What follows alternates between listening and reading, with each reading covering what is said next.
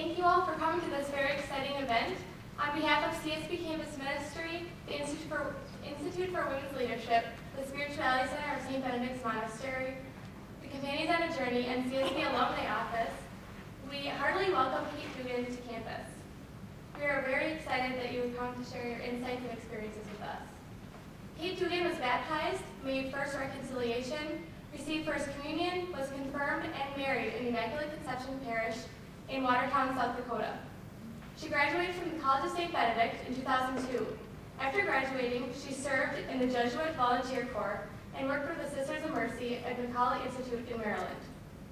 She received her Master's of Theological Studies from Harvard Divinity School, which is where she met Jen Owens. They had the idea to ask young Catholic women from around the country to write about their experiences in the church.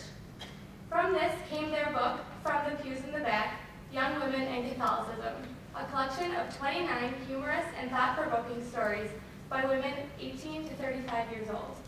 Here at St. Ben's, we've had a really valuable experience discovering this book because we've been we kind of wanted to start a group or book club or something to talk about women's experiences in the church, and we didn't really know how to do this. Then we discovered this wonderful book by an alum of St. Ben's with all these wonderful essays.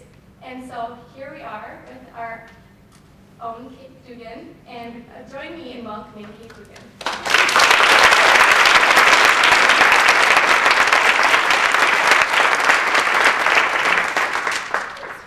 That introduction, Elizabeth. I should first say that I am definitely not here alone. I am here with Sarah Gottfried and Kate Lucas, also members of the class of 2002 from St. Ben's, who will be sharing part of their experience of being a part of this project also tonight. So I have to say, it is wonderful to see so many folks here in this building that did not exist when I was here.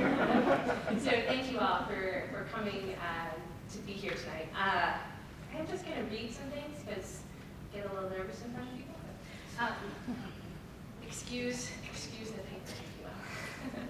What I want to do tonight is just sort of share part of the experience of being involved in this project, and also give you some insights and things that we've learned over the course of this project.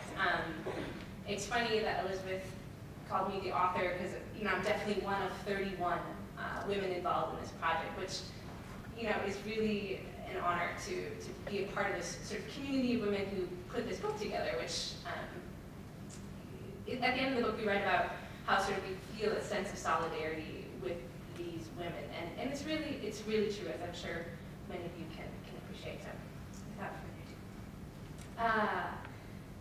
I also want to say that I'm going to give this little spiel and then invite questions, and also invite Sarah and Kate to share pieces of their pieces in the book. So just so you know where we're going today. Being Catholic and young and a woman today entails the funny, the absurd, and the passionate. Tonight I want to give you a taste of the women and their Catholic identities in From the Pews in the Back. As I've said, I've had the immense pleasure of working with the 30 other women in this collection over the last 3 years, and I feel really lucky to be able to share pieces of their Catholic journey with you. This is a collection of memoirs written by women born in the late 1970s and the 1980s about being Catholic in 21st century America. In this book, an 11-year-old kisses the second most popular boy in her school while wearing her Catholic school uniform. The daughter of a woman formerly known as Sister Helen dons her rainbow-colored First Communion dress. A soon-to-be mom stumbles upon a picture of Dorothy Day amid a closet of forgotten clothes, and is inspired to offer dinner to neighborhood homeless men. A frustrated feminist responds to the priest shortage by requesting information about her own ordination, and an inspiring academic transubstantiates banana slices for her grandmother. This whole thing got started about 3 years ago when I was living in Boston. I was going to graduate school for my master's in theological studies, and my friend Jen and I, we decided to go down to Spirituality in the Pub, which is this Australian-started adult education forum for Catholics, and it was just sort of getting started in Boston. And so part of the irony of this whole project is that we went down to sip spirituality in the pub. Is that we really hoped that there was going to be a space for 20 and 30-somethings to talk about being Catholic. But instead, there were women who could have been our grandmothers, women who, really weathered Vatican II as adults. Some of them left their habits at the convent. Many opened doors for women in higher education, and all of a sudden found themselves attending Mass in English or whatever their vernacular was. We also sat among women who could have been our moms, women who weaned themselves from the Baltimore Catechism and reacted to the Church's teaching on artificial birth control, and they encouraged their daughters to become altar boys. We sat among only a few members of our generation of the girl altar servers, wondering why we didn't hear more women our age talking about being Catholic. So I can still remember this conversation.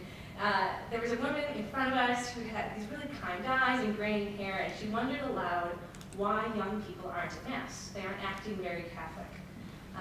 To our left, a strikingly tall woman looked at us and asked where young people go when they graduate from Catholic colleges. And this woman in a really colorful shirt, she didn't turn to look at us, but she asked, why don't they get it? They have to be patient with the Church. They can't just walk away. They need to stay and make the changes we haven't been able to make yet. I'm sure many of you have been in situations where it's hard to speak for entire populations of people. So we didn't say very much. But I'll never forget the walk back to the subway. I mean, we couldn't stop talking about what was going on in that room and why it wasn't fulfilling and what we wanted to do to change it. We wanted to know why Mass attendance is the trademark of Catholic identity. Why not include a commitment to social justice or service work? And was there an undercurrent in that room that because we grew up after Vatican II, we didn't grow up memorizing prayers or learning Catholic guilt? So we walked out that subway, and for the next couple months we kept wondering, what makes us say I'm Catholic, especially when so many of our Catholic grade school friends no longer say it? How are young women describing Catholic identity? And how do we express our Catholicism? What would conversations at SIP how would they have been different if young women were given significant voices? We spent our Catholic lives learning from the experiences of Vatican II Catholics, and now, perhaps, what could these older Catholics learn from our experiences? So these 29 memoirs from women born in the 70s and 80s about being Catholic and young and a woman in the United States are time to find out. You should also probably know that being at Harvard was Jen's first experience not in a Catholic school, and it was my first experience in St. Ben's, and then we've been in Catholic schools forever. So we all of a sudden were in this Protestant environment, and Harvard is not denominational, but it's got a very Protestant feeling to it. So we were sort of Catholics awash in this sea of Protestantism. I love Protestants. I'm sure some of you are Protestants, but it was a different world. We had never felt so Catholic. It was a bizarre experience, but anyway, it was one of those experiences I'm sure many of you have had on service trips or studying abroad, where you're surrounded with something different than yourself, and so it teaches you a lot about who you are and what you're doing. So our years at a largely Protestant Harvard Divinity School taught us that young Catholic women had unique perspectives on religious identity. We encountered an unspoken assumption that religious expression should be quiet, subdued, interior. In contrast, I have vivid memories of parading through Watertown, South Dakota, doing the Stations of the Cross on Good Friday. I mean, it was outside people's experience. We grew up with shelves of Catholic trinkets, saints, crucifixes, guardian angels, rosaries. And so when our classmates sort of talked about this Emersonian personal consciousness or Buddhist quest for enlightenment, it was just in startling contrast to our own religious experiences.